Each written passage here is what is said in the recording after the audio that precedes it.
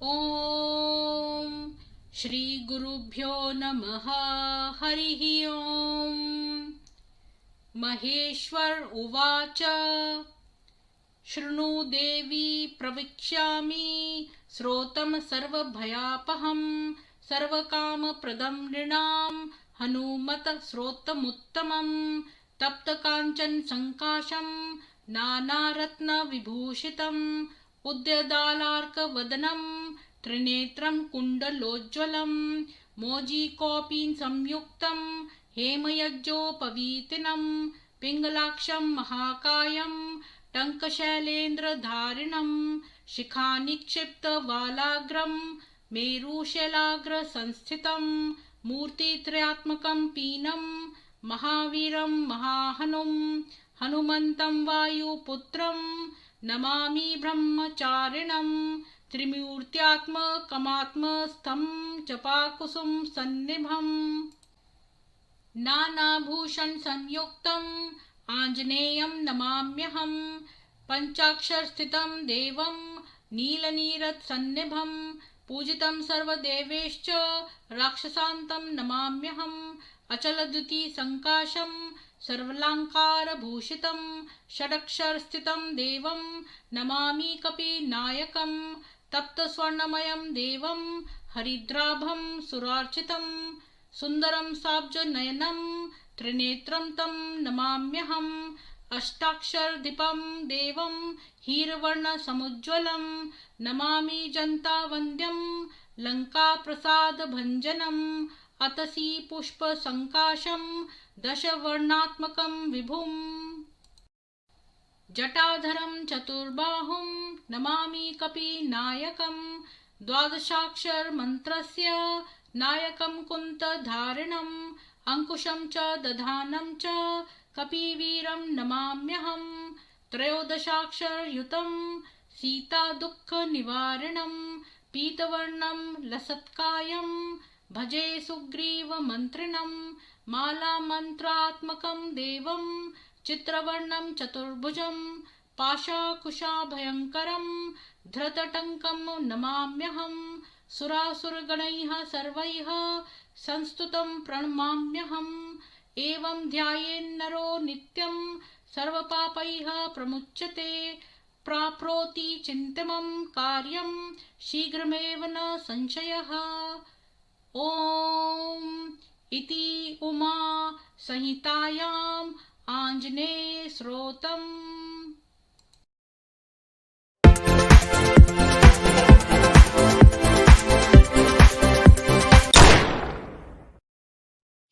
सभी को सुप्रभात और जय मां सरस्वती, जय हनुमान। राम राम। मंगल सिंह जी आपको राम राम, ललिता कुमारी जी राम राम, टॉप प्लस एको जी राम राम और सविता उपाध्याय जी आप सभी को राम राम, बहुत बहुत साधुवाद। और मैं सोच रही थी कि आज किस टॉपिक पर मैं करूं, लेकिन टॉपिक्स की कमी नहीं है। अगर रिसर्च करने जाएंगे तो बहुत कुछ मिलेगा। कल मेरे को थोड़ा टाइम मिल गया, मैंने रिसर्च किया तो मुझे एक और धोखाधड़ी पता चली। और आपको लगेगा कि इसमें क्या धोखाधड़ी है, कि लेखराज की उम्र क्या थी, इससे क्या फर्क पड़ता है, लेकिन बहुत फर्क पड़ता है। अगर आप देखेंगे कि सब बातें कितनी लिंक्ड हैं। तो एक सेकेंड इन लोगों को बता देती हूँ जो बीके वाले हैं, वैसे तो इनको खुद ही देखना चाहिए।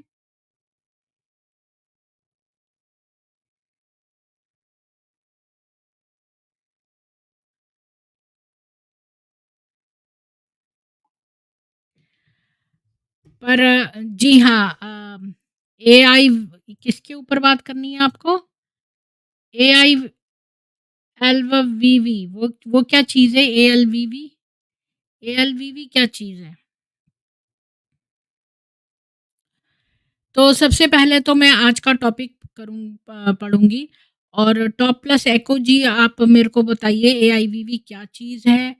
और मेरा ये जो ईमेल है इस पर एक लाइन डाल दीजिए, तो एक स्ट्रीम आपके साथ इसी बात पर कर लेंगे, डिपेंडिंग ऑन ये एआईवीवी है क्या और इसमें क्या एक पूरी स्ट्रीम का टाइम लगेगा। एटलीस्ट हाफ एन आवर का आपके पास अगर टाइम है तो उसको अलग से एक स्ट्रीम में कर लेंगे। मेरे ईमेल पर एक लाइन डाल दीजिए और एआईवीवी का मतलब भी बता दीजिए।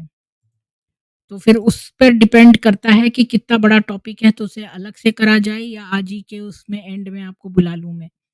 राजेंद्र कनोडिया जी, आपको भी जय माता की। आध्यात्मिक ईश्वरीय विश्वविद्यालय। जी, तो इसके ऊपर तो एक अलग से टॉपिक हो सकता है, तो आप मेरे को ईमेल पर एक लाइन डाल दीजिए तो हम एक अलग से इसके ऊपर एक कर लेंगे स्ट्रीम। तो आज आप मैं बहुत लंबी-लंबी स्ट्रीम्स नहीं करना चाहती क्योंकि फिर इंस्टाग्राम पर जो है वो अपलोड नहीं हो पाती हैं। 1 घंटे से कम की हो तो ही अपलोड होती है। तो मैं बिल्कुल ज अगर ये सनातन सभा एक्स बीके सभा है तब तो कोई बात नहीं है, 2-3 घंटा चले, अदरवाइज़ मैं बहुत छोटे-छोटे वीडियोज़ बनाना चाहती हूँ जिसमें मैं बिल्कुल क्रिस्प नॉलेज दूँ। तो मैं आपके साथ शेयर करती हूँ कुछ पोर्चुगीज़ लोगों ने इस बात पर रिसर्च करी है और मैंने उसका इंग्लिश में ट्रांसलेशन किया है। ये सब मैंने कल मेरे पास टाइम था तो मैंने कल रिसर्च करी क्योंकि हर एपिसोड में खाली हमें यहाँ पर आके बातें नहीं बनानी होती बल्कि हमें अपना रिसर्च जो प्रूफ के साथ जो है देना होता है। तो मैंने इसीलिए जो है कुछ रिसर्च किया है और मैं आपके साथ शेयर करती हूँ उसका। तो मैं आपके साथ शेयर करती हूँ आज जो मुझे धोखाधड़ी पता चली है उसका। तो ये एक साइट है, ये पोर्चुगीज़ की मैंने इंग्लिश में कन्वर्टेड है, लेखराज कृपलानी का बर्थ सर्टिफ़िकेट, इसको मैंने हिंदी में कन्वर्ट कर दिया है। तो लेखराज कृपलानी का जन्म प्रमाण पत्र, इसको हम साथ-साथ पढ़ते हैं और इसकी अहमियत समझते हैं कि ये क्यों इम्पोर्टेंट है समझना और इससे क्या हमें फ़र्क पड़ता है कि लेखराज की कोई भी जन्म तिथि हो। हमेशा की तरह ब्रह्मकुमारी इस नेतृत्व को बिल्कुल भी धन्यवाद नहीं, जो अभी भी सच्चाई को छुपा रहे हैं, गलत जानकारी फैला रहे हैं, बाहरी लोगों और नए लोगों से झूठ बोल रहे हैं और अपने अनुयायियों को गुमराह कर रहे हैं। यहाँ लेखराज कृपलानी के जन्म प्रमाण पत्र की एक प्रति है। तो मैं आपको उसका प्रूफ दिखाऊंगी जो लेखराज का जन्म का ओरिजिनल प्रमाण पत्र है जो इन्होंने आरटीआई डाल के, जैसे कोर्ट में आप कोई भी आरटीआई डाल के जो है ये सब चीज़ें निकलवा सकता है। और बर्थ सर्टिफ़िकेट निकलवाया गया है लेखराज का और वो मैं आज आपको दिखाऊँगी, ओरिजिनल वाला, और जो सिंधी में भी है और जो इंग्लिश में भी है। अविनाश शिंदे जी, आपको भी राम-राम। तो मैं कंटिन्यू करती हूँ, पहले इन्होंने जो आर्टिकल लिखा है वो पढ़ लेते हैं।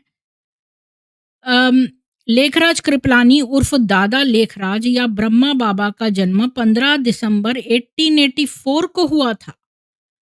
जिसके अनुसार 1932 में जब उन्होंने सत्संग शुरू किया था, तब उनकी आयु 48 वर्ष थी। तो पहले मैं थोड़ा-सा नीचे आके आपको सर्टिफ़िकेट दिखा देती हूँ। इसके लिए मुझे थोड़ा-सा छोटा करना पड़ेगा ये। ये देखिए, ये है इसका सर्टिफ़िकेट लेखराज का। ये है लेखराज का सर्टिफ़िकेट, ऑफ़िस ऑफ एडमिनिस्ट्रेशन। इसको मैं अगर बड़ा करूँगी तो क्या ये छिप जाएगा उधर का साइड? 1 सेकंड, नहीं, देखिए ये पूरा देखिए, इस पर ठप्पा लगा है, office of administrator taluk municipal administration city Hyderabad. ये प्रूफ है इसका 5/12/9/2011 में इसका लिया गया। ये इसका नंबर है और डेटेड है ये 12/9/2011 में इसकी आरटीआई डाल के निकलवाया गया है। Information about birth of Dada Lekhraj. Reference है your application dated 12/9/2011 on the above subject. तो ये इनके डिटेल्स हैं। Late Dada Lekhraj Khubchand, son of Khubchand, according to available record in registrar birth and death section of defunct Hyderabad municipal corporation taluk municipal administration city Hyderabad as is under register number, serial number, date of birth है 15 दिसंबर 1884। ध्यान से देख लीजिए आप, यहाँ लिखा है 15, और इसको मैं और बड़ा करके दिखा देती हूँ जिनको नहीं नज़र आ रहा है उनके लिए, कि यहाँ पर क्या लिखा है कि 15 दिसंबर 1884 ये डेट ऑफ बर्थ है, 15 दिसंबर 1884। और मेल फादर का नाम खूबचंद, ग्रैंडफादर का नाम Vishan Das, caste Hindu Lohano, birth place Hyderabad Sindh. और ये देखिए ये इसका साइन है आसिफ रिजवी का। और यही चीज़ जो है अब मैं छोटी करके दिखाती हूँ आपको क्योंकि वो पूरा सर्टिफिकेट का आपको नज़र आ जाएगा। ये देखिए ये सर्टिफिकेट है और यही सिंधी में भी दिया हुआ है। ठीक है? अब हम वापस मैंने आपको प्रूफ़ दिखा दिया है, अब मैं वापस जाती हूँ ऊपर और फिर हम इसको पढ़ना जारी करते हैं क्योंकि प्रूफ़ दिखा के मैं पढ़ना चाहती थी। तो अब आगे देखते हैं कि लेखराज कृपलानी उर्फ दादा लेखराज या ब्रह्मा बाबा का जन्म 15 दिसंबर 1884 को हुआ था, जैसा कि अभी हमने सर्टिफिकेट में देखा। जिसके अनुसार 1932 में जब उन्होंने सत्संग शुरू किया था, तब उनकी आयु 48 वर्ष की थी। ठीक है? ये क्यों इम्पोर्टेंट है, ये भी बताएगा आगे। और 1936 में जब बीके ने दावा किया कि उन्होंने सत्संग शुरू किया था और पहली बार उनमें शिव आत्मा ने वास किया था, यानी कि सत्संग जब शुरू किया तब 48 के थे वो, और 36 में बीके ने दावा किया कि शिव आत्मा ने वास किया उनमें, तब उनकी आयु 52 की थी। जब ये बीके कहते हैं कि उनके अंदर शिव की आत्मा आई थी। बेशक हाल ही में स्वतंत्र शोध ने साबित कर दिया है कि 1955 के बाद तक शिव का कोई उल्लेख नहीं था और उस समय तक ब्रह्म कुमारियां लेखराज कृपलानी को भगवान मानती थीं। ये देखा आपने, लेखराज कृपलानी को ये भगवान मानती थी। यहाँ तक कि जब उन्होंने 50 के दशक की शुरुआत में एक और अशरीरी आत्मा की कल्पना करना शुरू किया, तो उन्होंने इसे भी लेखराज कृपलानी का एक पहलू माना।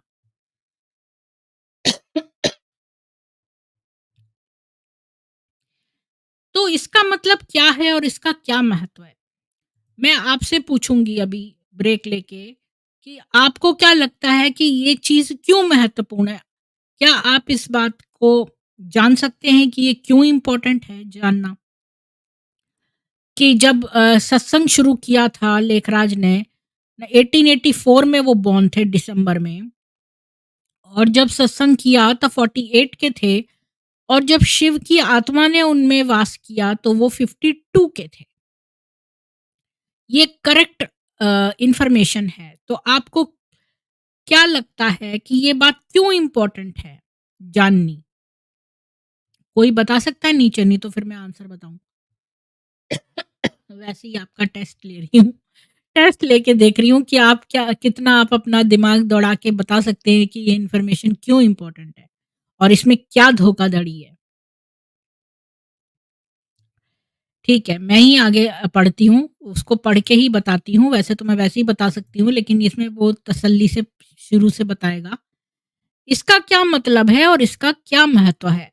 मुरली में और दशकों से BKWSU ने सिखाया है कि भगवान शिव ने 1936 में अपना पहला माध्यम धारण किया था।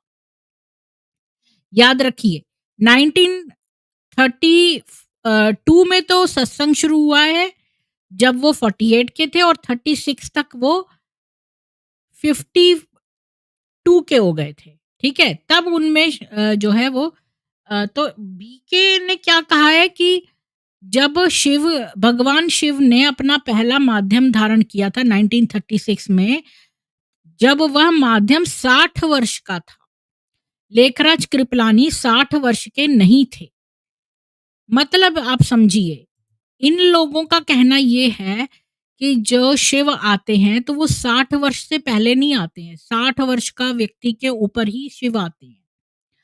तो यहाँ पर इनकी बेसिक फंडामेंटल अ, वो है बात, ये झूठी हो गई क्योंकि लेखराज उस समय 52 का था, ना कि 60 का।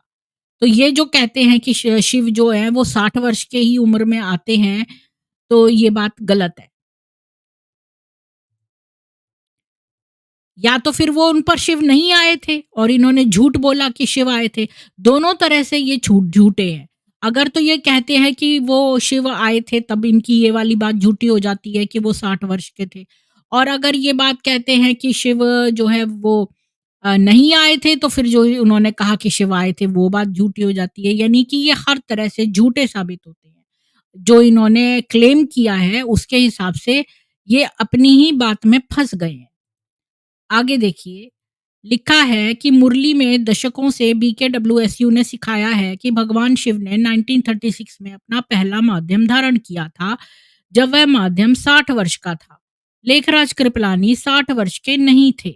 जब से वीरेंद्र देव दीक्षित और पीबीके ने 1976 में इस पॉइंट पर सवाल उठाना शुरू किया और सुझाव दिया कि भगवान का एक पुराना और सच्चा माध्यम था, लेखराज कृपलानी के व्यापारिक साझेदारों में से एक, जो हैदराबाद सिंधी समुदाय का हिस्सा था और शुरुआती ओम मंडली का हिस्सा था, बीके नेतृत्व खुद को विकृत कर रहा है। इस मुद्दे को भ्रमित करने के लिए मुरली को फिर से लिख रहा है और वास्तविक तथ्यों को छिपा रहा है। पिछले कुछ वर्षों में जैसे जैसे इस साइट से और अधिक खुलासे हुए हैं और बीके समुदाय में हलचल मची है, बीकेडब्ल्यूएसयू नेतृत्व ने पिछले हेरफेर को माफ करने के लिए अपनी विकृतियों और शब्दों के खेल को बढ़ा दिया है, यानी युक्ति युक्त खेला है।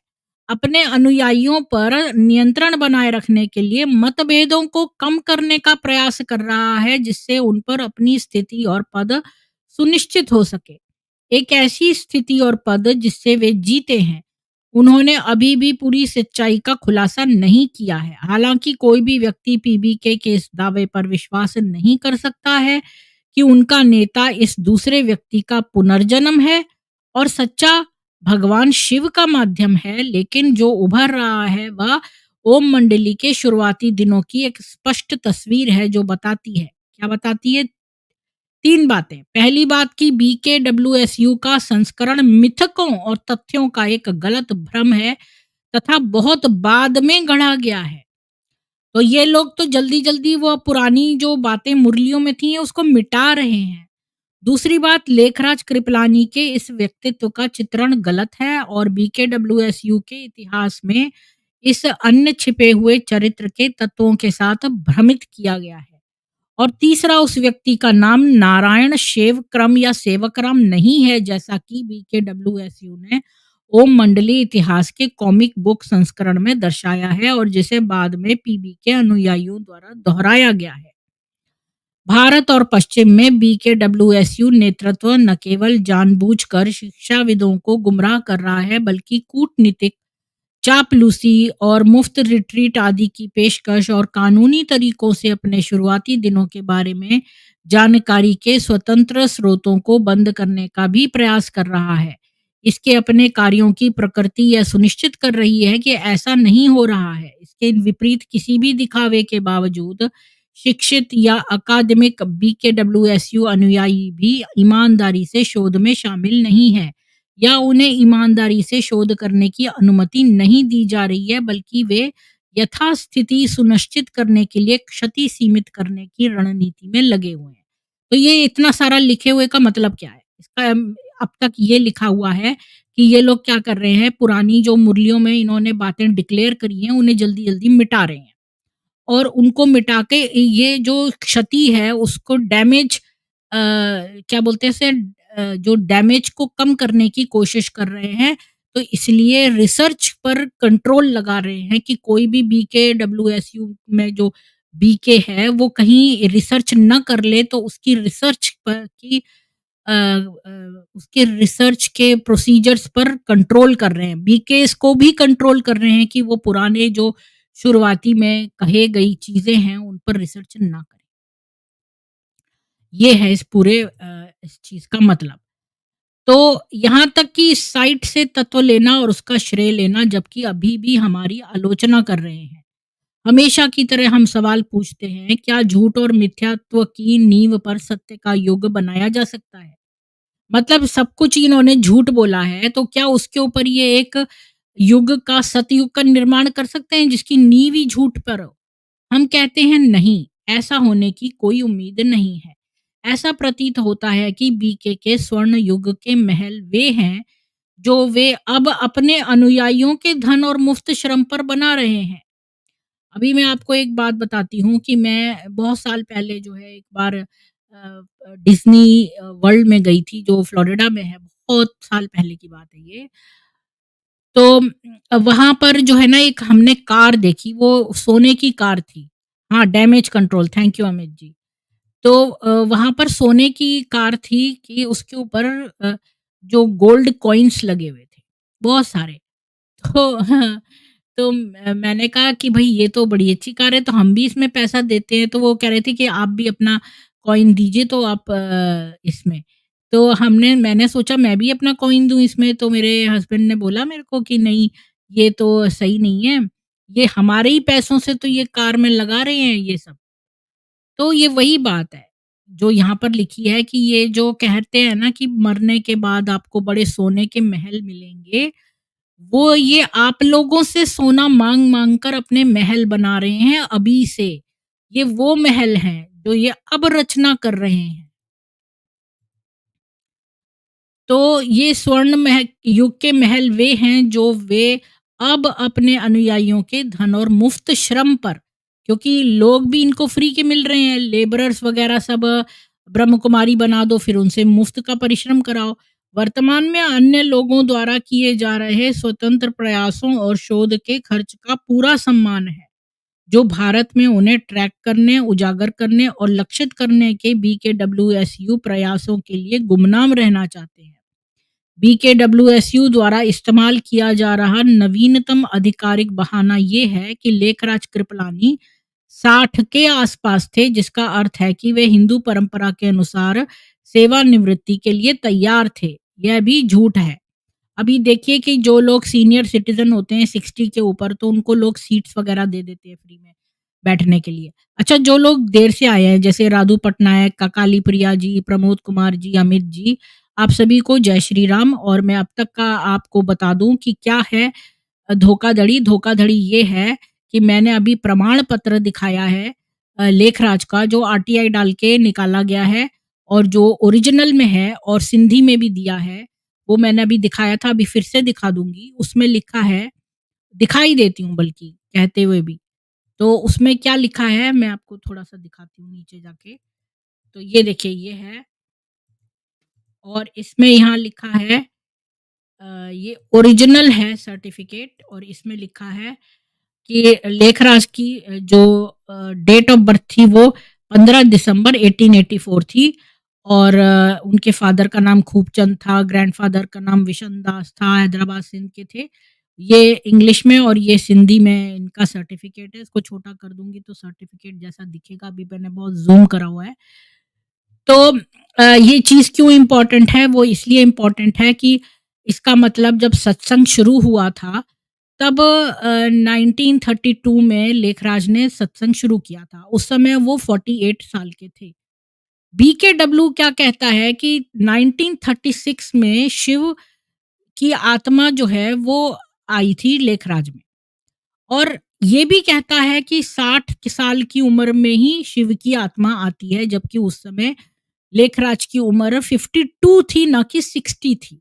अब ये इस बात को छिपाते हैं। क्योंकि इनकी ये दोनों तरह से झूठे माने जाएँगे। अगर आप ये कहेंगे कि भई जो है लेखराज जो था वो 60 का नहीं था, तो ये वाली बात कि 60 में ही शिव आते हैं, ये बात गलत हो जाएगी। और अगर आप ये कहते हैं कि वो 60 का था, तो लेखराज की रियल उम्र गलत हो जाएगी। तो ये दोनों तरह से फँस गए हैं और ये धोखाधड़ी है और इनकी मुरली ये जल्दी-जल्दी छुपा रहे हैं, लोगों को बीके वालों को शोध नहीं करने दे रहे, पता नहीं करने दे रहे और झूठ के ऊपर सतयुग बन ही नहीं सकता, इनका सब कुछ झूठा है, फ्रॉड है। अब मैं आगे पढ़ती हूँ, जहाँ से मैंने छोड़ा था। तो WSU द्वारा इस्तेमाल किया जा रहा नवीनतम आधिकारिक बहाना ये है कि लेखराज कृपलानी 60 के आसपास थे, जिसका अर्थ है कि वे हिंदू परंपरा के अनुसार सेवानिवृत्ति के लिए तैयार थे। ये भी झूठ है। सबसे पहले भाषा का उपयोग मुरली में लिखी हुई भाषा से मेल नहीं खाता। दूसरी बात और सबसे महत्वपूर्ण बात यह है कि लेखराज कृपलानी सेवानिवृत्ति के लिए तैयार नहीं थे, क्योंकि उनका बेटा अभी भी नाबालिग था और घर और व्यवसाय की जिम्मेदारियां उठाने के लिए तैयार नहीं था। लेखराज कृपलानी के बेटे को पिता ने मूलतः बेदखल कर दिया था, जिन्होंने उसके बाद परिवार की संपत्ति को अपने छोटे से पंथ भुगतान करके और समर्थन करके महिला अनुयायियों के लिए भगवान और कृष्ण की भूमिका निभाने में बर्बाद कर दिया। अनुयायी जो बाद में BKWS, यानी कि अभी तक ये बताया है कि लेखराज का जो एक बेटा था वो माइनर था और वो कोई भी रिस्पॉन्सिबिलिटी लेने को तैयार नहीं था, तो पिता ने उसको बेदखल कर दिया और खुद कृष्ण बन के विमेन का यूज करने लगा। और अनुयायी जो बाद में बीकेडब्ल्यूएसयू के भुगतान करके, समर्थन करके और अब सेवा करके नेता बन गए। यह भी उल्लेखनीय है कि लेखराज कृपलानी या यदि आप चाहें तो भगवान शिव ने वास्तव में ब्रह्मकुमारियों को निर्देश दिया था कि वे 1976 में विनाश, यानी इन्होंने सबसे पहले विनाश बताया कि 1976 में होगा, जब विश्व का अंत होने पर अपनी संपत्ति और धन भारत सरकार को लौटा दे। ये भी निर्देश दिया था, लेकिन ऐसा नहीं हुआ और धर्म के लिए दान करने की अंधविश्वासी हिंदू आदत का लाभ उठाते हुए उस धन और संपत्ति में तब से तेजी से वृद्धि हुई है। यानी कि बजाय कि धन जो है वो भारत सरकार को लौटा दे, क्योंकि भाई तुम्हारा जब विश्व का अंत होने वाला है तो तुम धन का क्या करोगे? तो इनको मुरली में आदेश दिया गया था कि धन को भारत सरकार को दे दें। लेकिन इनका क्या हुआ? इनका धन इन्होंने नहीं दिया, बल्कि एक्सपोनेंशियली इंक्रीज हो गया इनका धन। ये एक इतना बड़ा चमत्कार है कि इनका धन जो है वो बहुत ज़्यादा इंक्रीज़ हो गया। अभी देखिए कि इसके बारे में दिलचस्प बात सिर्फ तारीख या विवरण नहीं है, जिसके बारे में एक पीके तर्क दे सकता है कि यह पूरी "अरे वाह! भगवान आ गए" बकवास के बीच काफ़ी छोटा या अप्रासंगिक है। यह है कि यह एक बहुत ही शुद्ध दर्पण है जिसमें बीकेडब्ल्यूएसयू की प्रकृति को देखा जा सकता है। यानी कि ये इतना क्लियर कट बात है, शुद्ध दर्पण है, ये एक इतना क्लियर मिरर है जिसमें आप देख सकते हो कि जो ये बोलते हैं और जो इनका नेचर है कि धन इनका बढ़ता जा रहा है, वो देखा जा सकता है। भ्रम और धोखेबाजी के बीच कहीं होने का एक दर्पण। शीर्ष कुत्ते चालाक और धोखेबाज होते हैं, जो मतलब सबसे ऊपर वाले कुत्ते हैं। शीर्ष कुत्ते मतलब सबसे ऊपर वाले कुत्ते। इसको हम इंग्लिश में देख लेते हैं।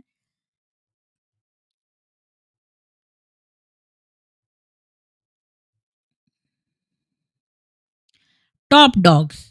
टॉप डॉग्स जो हैं वो मैनिपुलेटिव और डिसेप्टिव है, यानी कि जो सबसे ऊपर वाले कुत्ते हैं, जो सबसे ऊपर जो इसके बीकेडब्ल्यूएसयू में बैठे हैं, वो चालाक और धोखेबाज हैं। जो बीच के कुत्ते हैं वो भ्रमित और बिना सवाल किए हुए होते हैं और बस वही दोहराते हैं जो उन्हें बताया जाता है।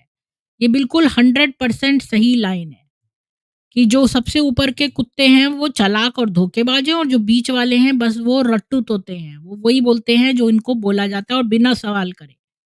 बीकेडब्ल्यूएसयू के भीतर सामाजिक पुरस्कार प्रणाली निर्देशों के अनुसार स्वीकार करना, अनुरूप होना और अच्छा प्रदर्शन करना है, ना सोचना, बारीकी से जांच करना और ना ही वास्तविक और सटीक होना। यानी कि अच्छे बन का प्रदर्शन करो और सफ़ेद वस्त्र धारण कर लो और ज़्यादा बोलो मत, ना बारीकी से जाँच करो, ना कोई आंसर सटीक दो। बस गोल-मोल बातों को घुमा दो, ना कुछ और चैनल्स वगैरह पे जाके डिबेट करना, ये सब तो ये नहीं करते। इनको कभी चैनल पे मुझे कई लोग वहाँ उसमें बोलते हैं यूट्यूब कमेंट्स में कि आपने तो ऐसा करा, आप तो कभी इन लोगों को बुलाते नहीं हो, तुम तो डरते हो डिबेट करने से। अरे मैं तो कितनी बार बुला चुकी हूँ, ये लोग कभी नहीं आते, ये लोग बहुत चालाक हैं। ये सोचते हैं कि इनके पास आंसर्स तो है नहीं, क्योंकि ये यहाँ पर भी इनको बोला गया है कि तुम बिना आंसर दिए चुपचाप जो है, जो हम बोला जा रहा है वही रिपीट करो। तो ये ऊपर पैनल पे इसीलिए नहीं आते क्योंकि इन ये क्वेश्चंस आंसर नहीं कर सकते, क्योंकि इनके पास नॉलेज नहीं है और रिसर्च इनको करने से रोका गया है। ये आगे रिसर्च खुद भी नहीं कर सकते कि ये चाहें कि पुरानी मुरलियों में जाकर देख लें कि क्या लिखा है, तो ये इनको भी अलाउड नहीं है। प्रॉब्लम ये है। तो फिर ये स्वाभाविक धोखा देना उनकी कला है। तो फिर ये मतलब उसको युक्ति युक्त बोलते हैं, युक्ति युक्त। तो फिर यह स्वाभाविक प्रश्न है कि क्या ईश्वर या ईश्वरीय व्यक्ति इस तरह से व्यवहार करते हैं? सालों साल धोखे की परतें, पुनर्लेखन और विकृत अर्ध सत्य, यानी कितने सालों से ये धोखा देते आ रहे हैं। लेखराज की एज पर धोखा, जो इनकी मुरली में लिखा है उस पर धोखा, पुनर्लेखन बार बार मुरलियों को मिटा के जो लिखते हैं, और विकृत अर्ध सत्य, यानी आधा सच बोला और वो भी डिस्टॉर्टेड, जो कि ये हमारे ग्रंथों के साथ करते हैं। इसका स्पष्ट उत्तर है नहीं, बिल्कुल नहीं। इसलिए यह ईश्वर नहीं है और वे ईश्वरीय नहीं हैं। मैं अपने मन में उनके चेहरों पर संरक्षक भाव और उनकी आवाज में उबाऊ लहजे को सुन और देख सकती हूँ, क्योंकि वे ऐसे मुद्दों पर उठाए जाने वाले मानक उत्तरों को दोहराते हैं क्योंकि वो ऑलरेडी से रटे-रटाए आंसर्स बोलते हैं, जो बहुत उबाऊ हैं। आप समझ ही नहीं रहे हैं, क्या बेवकूफ़ी भरा सवाल है। मतलब ये इस तरह से बोलेंगे कि आपको समझ नहीं आ रहा, आप तो बेवकूफ़ी वाले क्वेश्चन पूछ रहे हैं, मत सोचिए, सवाल मत कीजिए, हम जो कहते हैं उसे स्वीकार कर लीजिए, इससे क्या फ़र्क पड़ता है? ये बिल्कुल रटे-रटाए सेंटेंसेस हैं जो ये बोलते हैं, चाहे आप इनसे कुछ भी पूछ लीजिए, इनमें से एक सेंटेंस आपसे बोलेंगे। बस अनुभव कीजिए, योग कीजिए, आप समझना शुरू कर देंगे। बाबा के दरबार में आके देखो, खुद पता चल जाएगा, राजयोग करके देखो, यहाँ सेंटर पे आके तो देखो, यही इनके आंसर्स हैं। इसे स्वीकार कर लीजिए, ये बाबा ने नहीं कहा था, ये तो बच्चों का मंथन है। जब चोरी पकड़ी गई तो जो कह दिए बाबा तो सही थे, ये तो कुछ लोग हैं ऐसे। हाँ, समस्या हमेशा हमारी होती है और हमारी अशुद्धता इसे हमें समझने से रोकती है, न कि उनकी लगातार अनैतिकता से। ऐसी चीज़ों के बारे में हमें परेशान मत करो, ये व्यापार और हमारी विश्वसनीयता के लिए बुरा है और इससे दान भी नहीं आएगा। इनको तो दान ही चाहिए बस। बस इतना ही था। तो मैंने आज आपको इसका सर्टिफ़िकेट दिखा दिया है और जिसने भी ये पूरा देखा है आज 1 मिनट। ये सर्टिफ़िकेट है इनका और जिसने ये पूरा देखा है आज का, वो आप कुछ और बात कहना चाहता है इस विषय में, तो स्वागत है।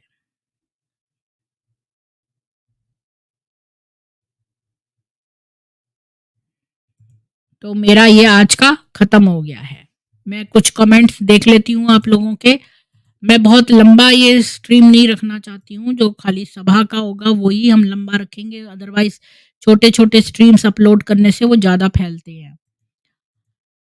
1947 में ब्रह्मा का आना हुआ ऐसे वीरेंद्र देव दीक्षित के द्वारा दिए जाते हैं। Who the hell are you to comment on Lekhraj Baba? Who the hell are you to come here and not come on the panel and defend with facts? Show some facts. Show to me the Lekhraj Kripalani's date of birth, which I am showing you in authentic proof.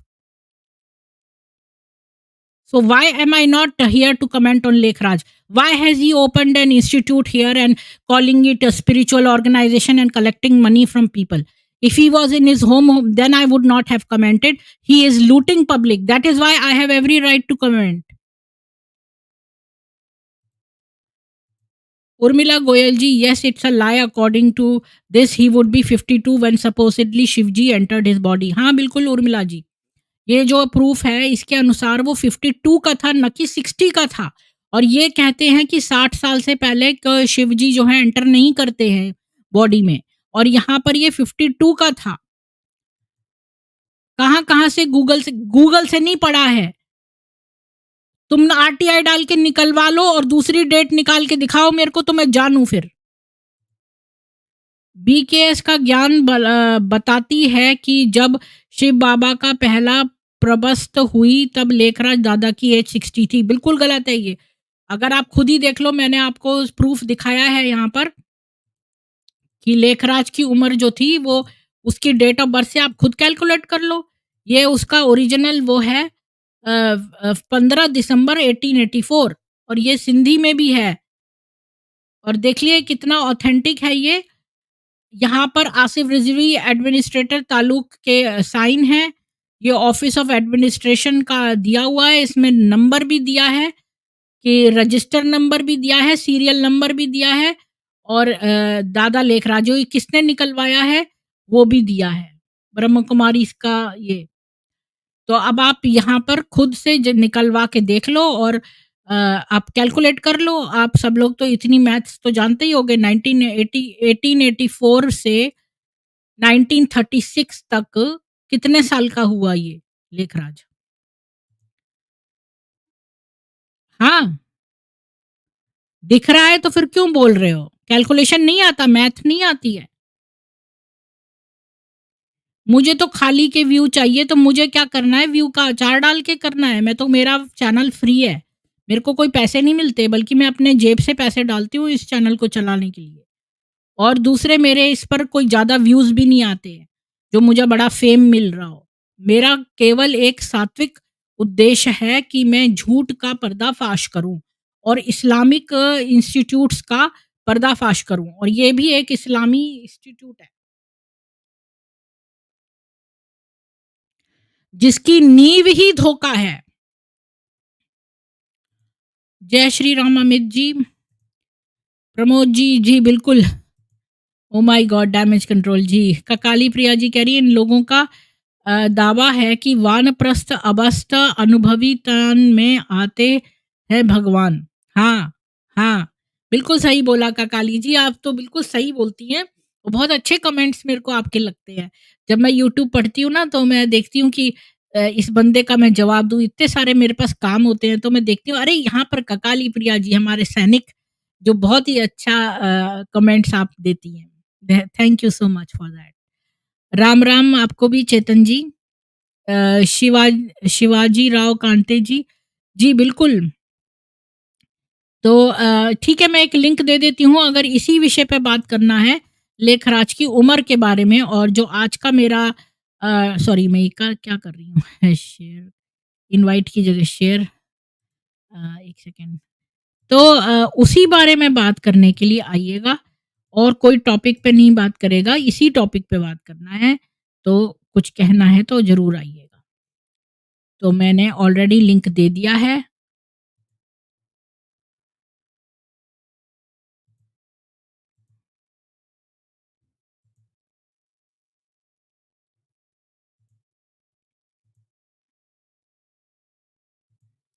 और pin comment में भी डाल दिया है।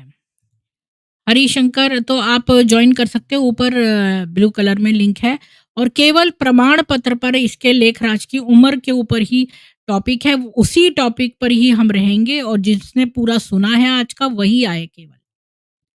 जय माता दी हरिशंकर चौरसिया जी। हरिशंकर चौरसिया तो बांसुरी वो नहीं बजाते थे, बहुत फेमस है हरिशंकर चौरसिया जी तो। नवीन जी राम राम आपको भी। काली प्रिया जी बहुत बड़ा झूठ एक्सपोज़ करने के लिए थैंक यू। हाँ, इसका इतना बड़ा झूठ है ये, और ये अपने बीके वालों को भी रिसर्च नहीं करने देते। जैसा कि इनके ऊपर के लिखा है ना, जो टॉप डॉग्स हैं इनके, वो तो धूर्त और चालाक हैं। बीच वालों को ये बोलते हैं कि क्वेश्चन मत करो, बस जो बोला है वही बोलते रहो। एके सक्सेना जी जय श्री राम। ये सनातन विरोधी हैं। बिल्कुल, ये इस्लामी हैं तो सनातन विरोधी तो हैं ही। ये मुरूना कर रहे हैं। 9 टाइप्स ऑफ डिसेप्शन होते हैं इस्लाम में, लास्ट वाला है मुरूना। उसमें जो दूसरा है वैसे बन जाओ, और फिर उनको अंदर से खोखला करो, ये वो वाले हैं। टॉप प्लस एको जी वीरेंद्र दीव दीक्षित की 1600 रानियों की कॉन्सेप्ट कहाँ तक सत्य है? भाई इनको जो मूर्ख होता है, इन्होंने अफ़वाह सुनी कि भई श्री कृष्ण ने तो बड़े रंगरलियाँ मनाई, रास रचाया। अब आपको मैं बताऊँ कि जब श्री कृष्ण 7 वर्ष के थे तब वो प्रैंक्स करते थे, जैसे कपड़े छुपा देना, या जो जो ये सो कॉल्ड रास कहते हैं कि वो ब बा बाँसुरी बजाते थे और सब गोपियाँ सुनती थी। ये केवल एक बालक था। जब वो 11 वर्ष के थे, मेरे पास प्रमाण है कि वो छोड़कर चले गए थे मथुरा। तो एक 10 वर्ष का बालक या 7 वर्ष का बालक क्या रंगरलियाँ मना सकता है? और जो ये जो बात कहते हैं 1600 रानियों वाली, ये भी जो नरकासुर था उसने कैप्चर करी थी, तो उनको छोड़ दिया। 1 साल के बाद जो राजकुमारियों को जब श्री कृष्ण ने नरकासुर को मार के उसका राज्य भी नहीं लिया, उसका राज्य भी उसके छोटे भाई भौमासुर को दे दिया। और नरकासुर ने जो किडनैप करके रखी हुई थी 16,108 वर्जिन्स, जिसका कि वो सैक्रिफाइस करके बहुत बड़ा बलशाली बनना चाहता था, उनको आज़ाद कर दिया कि वो अपने राज्यों में लौट जाएँ, लेकिन वो 1 साल तक राक्षस के यहाँ रुकी थी, इसलिए उनको पता था कोई राजकुमार उनसे शादी नहीं करेगा, तो उन्होंने बहुत विनय की श्री कृष्ण से कि भई वो उनको शरण दे दें। तो केवल उनको शरण देने के लिए उन्होंने जो है कि वो सम्मानजनक, क्योंकि वो राजकुमारियाँ थीं, वो सम्मानजनक लाइफ़ लीड करने की हकदार हैं। तो ये है बात। तो इन्होंने उसका गलत ट्विस्ट करके, जैसे इस्लामी लोग करते हैं, हर चीज़ का। गाय के मूत्र के ऊपर वो जोक्स मारते हैं, इस चीज़ को भी उन्होंने अपने परवर्टेड माइंड से देखा और यही चीज़ है जो ये वीरेंद्र दीक्षित ने ली और इस लेखराज ने ली। लेखराज से ही वीरेंद्र दीक्षित ने ली। राम सेतु है और उस सेतु के प्रमाण है जिसे तोड़ा गया। जी, बिल्कुल। और ये लोग कहते हैं राम है ही नहीं। ये बताते हैं कि भगवत गीता में बहुत कुछ सीख रहा हूँ। जी, काली प्रिया जी, विनाश का दूर और सतयुग का सुख का प्रलोभन में लोग फँस जाते हैं। बिल्कुल, स्वामी जी राम राम, टॉप पर सीको जी, मुरली सत्य है क्या? नहीं है बिल्कुल। भगवान सत्य में आए हैं या नहीं? तो अवतार होके आए हैं। अरुण जी और अजय जी, आपका बहुत स्वागत है। अजय जी बोलिए। आज आपने मेरा पूरा देखा अरुण जी और अजय जी, आज आपने जो ये धोखाधड़ी मैंने इसकी हाँ हाँ, एक्सपोज़ नहीं करी। नहीं, ये मेरे पास भी है। वो इन्फो वाले भी पॉडकास्ट में आएंगे अभी आने वाले टाइम में।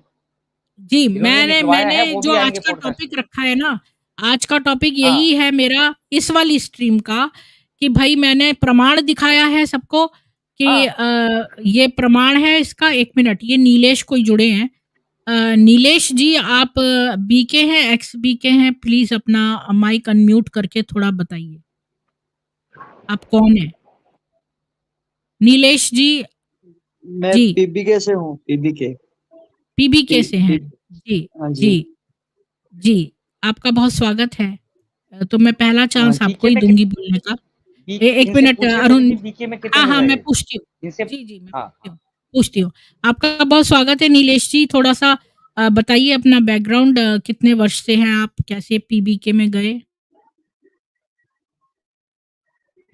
मैं 2019 में आया पीबीके में। मैं बीके में नहीं गया हूँ। वीरेंद्र दीक्षित के द्वारा जो ज्ञान दिया जाता है, गीता के अकॉर्डिंग, गीता को इन्होंने एक्सेप्ट रखा है, मुरली को टाली करके ये ज्ञान दिया जाता है। मेरा सवाल एक ही था कि आत्मा अभी तक कितने बने हैं? ब्रह्मा कुमारी में हूँ जी, या जी, पीबीके में नीलेश हूँ? जी, आज आज सॉरी, मैं एक और स्ट्रीम खोलती हूँ आपके लिए स्पेशली। पर अभी का ये वाली स्ट्रीम का यही टॉपिक रहेगा। इसको मैं मिक्स नहीं करना चाहती हूँ, तो इस स्ट्रीम को मैं क्लोज़ कर दूँगी। अगर आपके पास तो आप मेरे साथ मेरा ये ईमेल है, इस पर आप एक लाइन डाल दीजिए और मैं 5 मिनट में एक स्ट्रीम आपके साथ खोलती हूँ, उसी पे बात कर लेंगे। पीबीके ठीक है, के ठीक साथ है। बातचीत, ठीक है? तो ये मेरा ईमेल है, मैं आपको लिंक भेज दूँगी। जी, अजय जी, आपका स्वागत है। आज जो लेखराज का जो मैंने प्रमाण दिखाया है, उसकी डेट ऑफ बर्थ का, कि वो 60 साल का नहीं था, 52 का था जब शिव जी आए। ये लोग कहते हैं कि 60 वर्ष में ही आते हैं। और जो मैंने डेट ऑफ बर्थ दिखाई है उसका प्रमाण उसके हिसाब से 1884 में जन्म हुआ है इसका। तो ये 52 का ही था, 60 का नहीं था। प्रीति दीदी, सबसे पहले तो राम राम आपको। मैंने आपको जी, एक स्ट्रीम में बताया था, लेकिन आपने विश्वास नहीं किया था कि मैं फ्लैग मीटिंग में पूछा था, तो आप इसकी पूरे डॉक्यूमेंट और पढ़ाई सबके निकालो, ये हर चीज में आपको पता लग जाएगा। आज आप स्ट्रीम में देखिएगा जब मैंने जिसमें बोला है, क्योंकि मेरे को पूरी चीजें इसकी मालूम थी, मैंने वहां से पूछ के आया था फ्लैग मीटिंग में। और ये इतना जिन्होंने गंदा ली, ये आदमी था। देखिए, ये है इसका। हाँ ये देखिए, ये फिर हाँ 15 दिसंबर 1884 को बॉर्न हुआ है। तो ये तो 52 का ही था, हाँ ये 60 का था ही नहीं। हाँ, तो ये हर चीज गलत बता रही हैं, ए टू जेड जी चीजें गलत हैं। और 60 साल के आदमी के बाद में तो कभी आते ही नहीं है कोई चीज, भगवान कभी आते ही नहीं है। क्योंकि 76 में इसने बोला था विनाश हो जाएगा, उससे पहले इसी का विनाश हो गया। हाँ, यही ये कह रहा है कि यही जब विनाश ये में भगवान शिव ने 1936 में अपना पहला माध्यम धारण किया था। ये बीकेडब्ल्यूएसयू की मुरली है कि भगवान शिव ने 1936 में अपना माध्यम धारण किया था, जब वह 60 वर्ष का था। तो ये स्टेटमेंट गलत है क्योंकि वो तो 52 का ही था। हाँ, और दीदी फिर भी आप देख लो, इसने जब भविष्यवाणी की भी है तो ये तो 76 से पहले ही मर गया, इसको तो अपने मरने का ये पता नहीं था। अगर शिव भगवान आते इसके अंदर, हाँ, अगर ये हाँ, ब्रह्मा और ब्रह्मा बिल्कुल होता, सही शिव बोला भगवान आपने। होता और एक और बात, उसने ये भी बोला कि जब वर्ल्ड का एंड होने वाला है तो आप अपनी सारी संपत्ति भारत सरकार को दे दो, लेकिन इन्होंने, इनकी संपत्ति बढ़ती ही गई और इन्होंने कोई संपत्ति नहीं दी अपनी। और चौथी बात ये कि अपने स्वर्ण महल बना रहे हैं दूसरों के पैसों से, जो इनको बाद में स्वर्ग में जाकर महल मिलेंगे, वो ये अभी बना रहे हैं लोगों के पैसों से।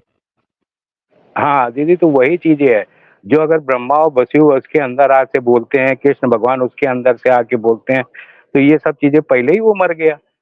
अगर ये तो सच होता, इतना इसके शिव भगवान और दो ब्रह्मा सब इसके अंदर होते, तो ये 76 को विनाश करके देता। ये इसका ये खुद ही भी का आपने विनाश हो बहुत गया। अच्छा पॉइंट बोला कि अगर ये शिव आते तो वो शिव ऐसे में क्यों आते जो इतनी फास्ट मर जाता। हाँ, और फिर ये खुद मर गया, इसका खुद ही एंड हो गया, क्योंकि इसका एंड आना था, ये विनाश कहाँ से होना था। इसने अपने लिए ना बोल के दूसरे के लिए बोल दिया विनाश आ गया, और खुद मर गया। जी, जी। अरुण जी, आप क्या बोलेंगे इस बारे में? स्वागत है आपका, बोलिए। ये तो डेट ऑफ बर्थ का तो मुझे पहले से पता था कि 8 साल का डिफरेंस था इनके कहने में और हकीकत में। इनफैक्ट ये दिखाना चाहते थे कि ये 60 साल का बूढ़ा हो गया, लड़कियों से संबंध नहीं रख सकता है। वो एविडेंस थे उस समय, तो उस समय इन्होंने ये उसको 60 आपने साल का कर बिल्कुल दिया। सही कहा, क्योंकि इनका ये क्यों 60 के में बोलना चाहते थे कि शिव खाली 60 में आते हैं, क्योंकि ये दिखाना चाहते थे, ये बात आपने बहुत काम की बोली है कि ये दिखाना चाहते थे कि देखो लड़कियों का फायदा नहीं उठा रहा है क्योंकि ये तो बुढ़ा है। जी।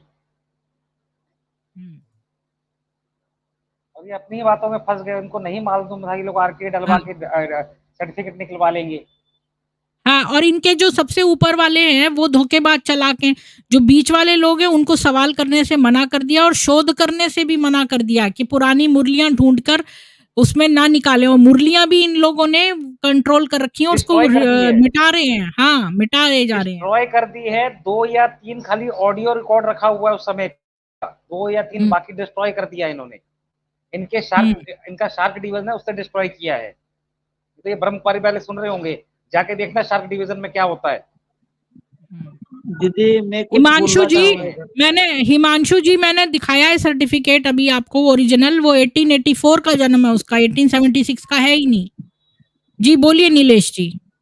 हाँ, मैं ये बोलना चाहूंगा कि हमारे पीबीके में जो वीरेंद्र देव दीक्षित के द्वारा ज्ञान दिया गया था, उनका कहना था कि 1947 में जो है ब्रह्मा में शिव की प्रवेशता साबित होती है। उससे पहले जो है 1936-37 में जो शिव की सोल है वो वीरेंद्र देव दीक्षित जो सेवक राम वाली शरीर थी उनमें प्रवेश होता था पहले। उसके 1945 में उनका देहांत हो गया, अचानक से उनका लाश गुम कर दी गई, ऐसा उनका दावा है। तो आप इसके ऊपर कुछ बताएंगे?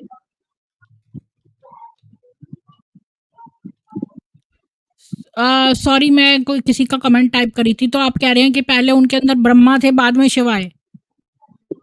नहीं, वो कह रहे थे कि 1947 में जो ब्रह्मा बाबा है वो ब्रह्मा बाबा का नाम कब पड़ता है? 1947 में शिव का प्रवेशता होती है दादा लेखराज में, तब ब्रह्मा उनका नाम पड़ता है। उससे पहले 1936-37 में जो है वीरेंद्र देव दीक्षित में शिव का आना होता था, जो सेवक राम वाली नहीं, वीरेंद्र देव दीक्षित तो था ही नहीं तब। ये जो लेखराज कृपलानी था, इसको ही लोग भगवान कहते थे। ये शिव जी के आने से पहले लेखराज कृपलानी ही भगवान था, क्योंकि यहाँ पर उसकी मुरलियों में लिखा है, और जो उसकी मुरलियां है ना उसमें, अब जैसे देखिए यहाँ पर लिखा है कि यहाँ, और उस समय तक ब्रह्म कुमारियां लेखराज कृपलानी को ही भगवान मानती थी। ये देखिए, लेखराज कृपलानी को भगवान मानती थी। हाँ जी। तो इनका कहना हाँ, है कि और जो अभी देखो एक चोर सक्सेसफुल हो जाता है तो उसको देखी देखी दूसरा भी शुरू कर देता है चोरी।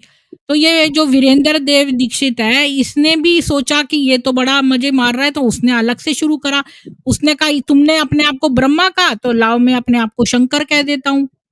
तो ये वही है, चोर में सक्सेसफुल रहा तो दूसरे चोर ने भी उससे प्रेरणा ले ली। और वीरेंद्र देव दीक्षित ने तो रोहिणी में जो उसका छापा पड़ा था, उसकी तो बहुत सारी लड़कियां जो है पकड़ी गई थी, वहां पर पिंजड़े में बंद करके रखा था उसने उनको, वो तक तस्वीर छपी है अखबार में। जी बिल्कुल, ये सब होता है, मैं भी अनुभव किया हूँ, क्योंकि मैं उनके सेवा में यज्ञ में रहा हूँ और काफी मैंने अनुभव भी किया हूँ इसमें, बुझा मतलब कैसे उठाना पड़ता है हर प्रकार के। मैं हम्म। खुद भुक्त जी, मतलब भोगी हूँ मैं उसके। नीलेश जी आपके साथ तो बहुत सारा आपका अनुभव है और उसको मैं इसी स्ट्रीम में नहीं बताना चाहती हूँ। मैं अलग से एक स्पेशल आपके साथ स्ट्रीम करूंगी, या तो आज ही कर लेते हैं या कल 8 बजे। आप रेडी हैं करने के लिए कल 8 बजे? जी बिल्कुल, बिल्कुल 8 जी, तो बजे आप आप मेरे को एक ईमेल भेज देना, तो मैं स्पेशल आपके साथ एक स्ट्रीम करूंगी पूरी। तो मैं कल, मोबाइल से बात कर सकता हूँ आपसे मतलब इसके हाँ स्ट्रीमिंग के हाँ बाद? ठीक है, हाँ, नंबर ठीक है, भेज ठीक है, ठीक ठीक है। हिमांशु जी ठीक आपका बहुत स्वागत है, बोलिए आपको क्या बोलना है इस बारे में? प्रीति जी, असल में जब ये सिंध हैदराबाद में थे, फिर 1950 में कराची गए हैं, उस वक्त जो मुरलियाँ अवेलेबल थी, ये वापस जब भारत आए थे तो मुरलियाँ सारी वही दफना के आ गए थे। अगर वो मुरलियाँ मिल जाती तो उसमें बहुत सारी बातें पता चलती कि एग्जैक्टली उस समय क्या इनको बाबा ने क्या बताया, क्या नहीं बताया। तो कई सीक्रेट्स थे, वो वही वही के वही रह गए। और 1942 तक दादा लेखराज को खुद को नहीं पता था कि परमात्मा शिव के द्वारा उनको ये अनुभूतियां हो रही है। वो खुद को भगवान मानते थे और उनके फॉलोवर्स भी दादा लेखराज को भगवान मानते थे। वो अहम ब्रह्मास्मि का ज्ञान देते थे उस वक्त। और जो बीकेस में बताया जाता है कि दादा लेखराज के तन में अकेले बाबा नहीं आते थे, और भी संदेशी आत्मा उस वक्त भी थी जिनके तन में शिव बाबा आते थे। और फिर 1942 में भी एक पुष्पा नाम की बहन थी जिसके तन में शिव बाबा आए, और उन्होंने दादा लेखराज को उनका परिचय दिया और अपना खुद का परिचय दिया। तब इनको हाँ, कुछ चीजें पीयू की क्लियर हुई। वाणी, एक वो था ना पीयू की वाणी। हाँ, पीहू की वाणी। हाँ, हाँ। अच्छा, एक काली प्रिया जी ने एक बहुत अच्छा लिखा है यहाँ पर। ये है इसका असली आंसर, कि इन लोगों का दावा है कि वानप्रस्थ अवस्था अनुभवी तन में आते हैं भगवान। ये मैंने पहले भी सुना है बीके के मुंह से कि अनुभवी तन में आते हैं भगवान, जो कि वानप्रस्थ अवस्था है। तो ये 60 वर्ष जो सीनियर सिटीजन वाली है, तो इसमें आते हैं। तो ये 52 वर्ष में आ गए। और जैसा अरुण जी ने बताया कि इनका तात्पर्य ये था कि बुड्ढा जो है वो ज्यादा रोमांस क्या करेगा, तो ये उसका जो है रोमांटिक एंगल को मिटाने के लिए इन्होंने ये प्रपंच रचा है। और प्रीति जी, इनका जो ड्रामा का ज्ञान है ना, इनका जो ड्रामा का ज्ञान कहता है कि आत्मा परमात्मा दोनों ड्रामा के बंधन में बंधे हुए हैं। मतलब परमात्मा जब धरती पर आए तो वो ये देखकर नहीं आए थे कि धरती पे दादा लेखराज की उम्र क्या है। उनको बस संकल्प आया कि धरती पे अब युग परिवर्तन करना है, तो युग परिवर्तन के लिए नीचे चलना है। अब दादा लेखराज उस वक्त 52 के थे, 60 के थे, भगवान को उससे कोई मतलब ही नहीं था इनका ज्ञान के हिसाब से, नहीं, ड्रामा इनका का ज्ञान के कहना हिसाब ये है कि 60 में ही आते हैं। इनका कहना ये ये तो 60 में आते हैं, तो इसीलिए तो इनकी वाणी गलत हो गई, और गलत के ऊपर तो सत्य युग नहीं बन सकता। अच्छा, हेया जी कोई जुड़े हैं? हेया जी, आप प्लीज अपना बैकग्राउंड बताइए थोड़ा सा। आप बीके हैं, एक्स बीके हैं, पीबीके हैं? आप म्यूट। अच्छा, ये ड्रॉप हो गए। मैंने हाइड करके करा क्योंकि कुछ पता नहीं है। जी प्रीति दीदी, जी पहले जी। बात, ये चोर मौसेरे भाई हैं। पहली हाँ, बात तो इंसानों के अंदर में आपने भी देखा होगा, जन्म से भी देखा होगा, पढ़ा भी होगा, ज्ञान भी होगा आपका, आप सारे वेद जानती हैं। भगवान बच्चे के रूप में जन्म लिया, किसी के शरीर में आज तक नहीं आए हैं। खासतौर भूत सनातनी में, प्रेत चाहे वो जो आते हैं केवल, प्रेत हाँ, चड्डी और करते हैं। हाँ, मानता हूं मैं कि इंसान जब मरता है, अगर वो तपस्वी है, तो उसको 2-3 दिन पहले भगवान दिखने लगते हैं, और वो चीज जो प्रण करता है और जो अपनी बताता है, वो चीज उसके कबूल की जाती है। इतना तो जी मेरे को पता है। जी। अच्छा, मैं अब आखिरी राउंड लेती हूँ। आखिरी राउंड में आपको कुछ कहना है अजय जी, और फिर मैं ये क्लोज कर दूंगी स्ट्रीम। अब दीदी इनके सामने इतनी सच्चाई आपने पेश कर दी है, और ये फिर भी भ्रम में रह गए हैं, तो इनसे गया गुजरा आदमी कोई इस दुनिया में नहीं है सनातनी, और इनको तो चुल्लू भर पानी में सारे डूब के मर जाना चाहिए। अब इससे कब ज्यादा तो का मर घर जाना वाले भी चाहिए समझा था? दे। कब का मर जाना हाँ, चाहिए था? कितने समय से झूठ बोलते ही चले जा रहे हैं, वर्षों वर्षों। और दीदी इन्होंने इतने घर तुड़वा दिए, सब चीज तुड़वा दिए, फिर भी ये मुंह उठा के जी रहे हैं। इनको शर्म नाम के नहीं है। ये तो मैं किससे बोलूं कि जो आदमी और इंसान ना, जो तीसरी जाति बोली जाती है, उससे भी गए गुजरे हैं। किरणों का तो किरणों का आशीर्वाद लेने से फिर भी आदमी की शांति मिलती है, लेकिन ये उससे भी गए गुजरे हैं। बिल्कुल। अरुण जी, आपको कुछ कहना है? एंड में। बर्थ सर्टिफिकेट की धोखाधड़ी पे।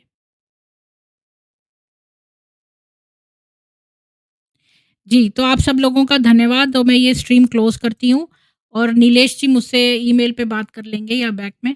तो आप सभी लोगों को मैं एक बार फिर से बता दूँ कि ये जो है लेखराज, इन्होंने ये जो बीके वाले हैं, ये बहुत ही झूठे लोग हैं। वर्षों से ये झूठ बोल रहे हैं, झूठ की नींव पर सतयुग नहीं खड़ा हो सकता है और इन्होंने लेखराज की उम्र जो मैंने आपको कई बार दिखाया है सर्टिफ़िकेट, आज की स्ट्रीम में रिवाइंड करके देख लीजिए। 1884 में उसका जन्म हुआ था और 52 वर्ष का था जब ये कहते हैं कि उसमें शिव आया था और एक तरफ ये भी कहते हैं कि वो 60 वर्ष के थे जब आया था। तो इनकी डेट मैच नहीं होती है और हमारे पास जो है वो आप आरटीआई डाल के जो मेरी इस प्रमाण से खुश नहीं है, वो क्लेम करते हैं कि हमने गूगल किया है। तो गूगल पर तो मिश्रित बातें रहती हैं, कुछ लोग सत्य को भी गूगल पे डाल देते हैं। गूगल पे है इसका मतलब ये नहीं है कि वो झूठी है, लेकिन आप आरटीआई डाल के कोर्ट से निकलवा सकते हैं। ये कोर्ट के डॉक्यूमेंटेड हैं और ये जो साइट है जहाँ से मैंने ये लिया है, ये पोर्चुगीज़ साइट है जिसमें से मैंने ये प्रमाण निकाले हैं, जो किसी ने आरटीआई डाल के निकाले हैं। तो आप भी आरटीआई डाल के निकाल लीजिए प्रमाण, आपके पास सत्य आ जाएगा। और कितने समय से और शर्म उनको, जो लोग सच्चे सरल व्यक्ति होते हैं वो युक्ति युक्त नहीं खेलते। हमारे वेदों में लिखा है कि ऋत का जो है मार्ग अपनाइए, यानी सरल और सच्चा जीवन बिताइए, छल छिद्र वाला नहीं। और ये लोग युक्ति युक्त खेलते हैं जिसमें कि ये युक्ति से अपने झूठ को कैसे जो है छिपाया जाए, ये चीज़ सिखाते हैं और लोगों को गलत शिक्षा देते हैं इस प्रकार से।